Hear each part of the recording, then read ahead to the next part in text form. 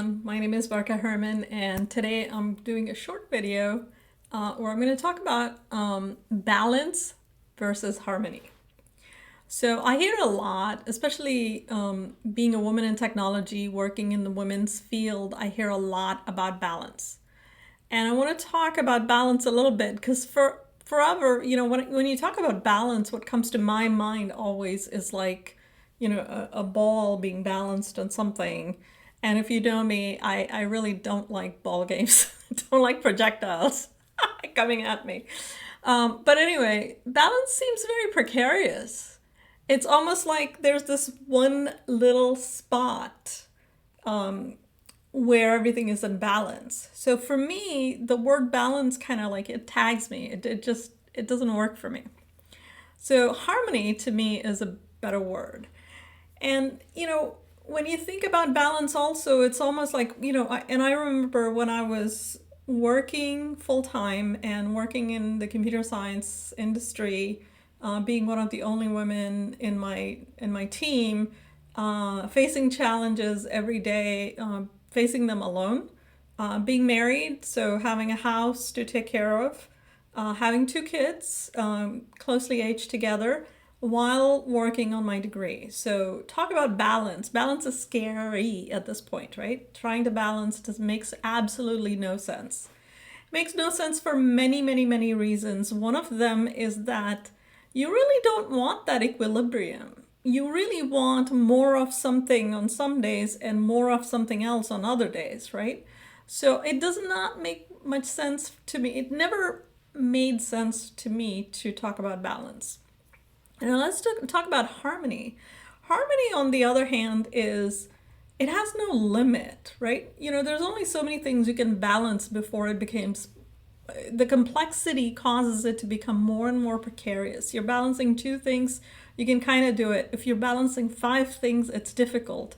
If you're balancing 100 things, it becomes close to impossible. So in other words, the more the complexity, the worse it gets. Whereas in a harmony, it doesn't matter. You can scale harmony, right? Look at orchestras.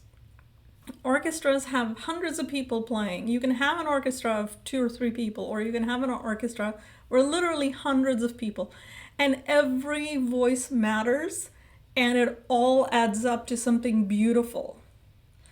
And it also requires a lot of coordination, so it's not easy. It's not like, balance is difficult, harmony is easy. It's not. But it requires tuning to get to the harmony, and it's scalable. And when it works, it's beautiful. It's spectacular. And the bigger, the better, right? So to me, I like to live a big life. I don't like to live a little life. Talk to my family, talk to my friends. you'll see. I'm always looking to do more. I'm always looking to add more things into my life.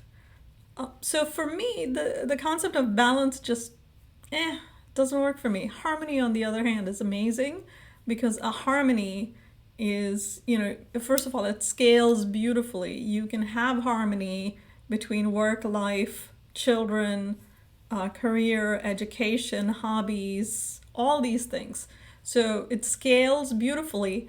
And there's not this magic formula that, and I think of orchestra as a harmony, right?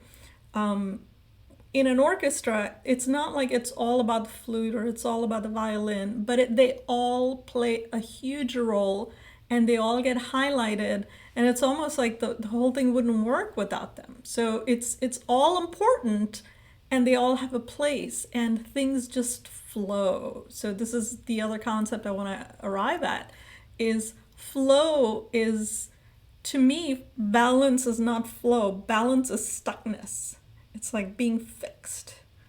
Whereas a flow is orchestra, it's harmony.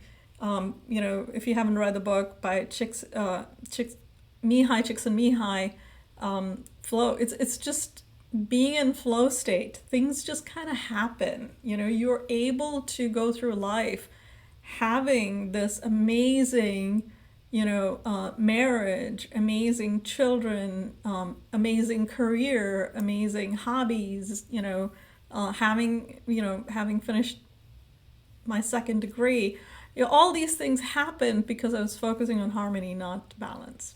So, no balance, more harmony.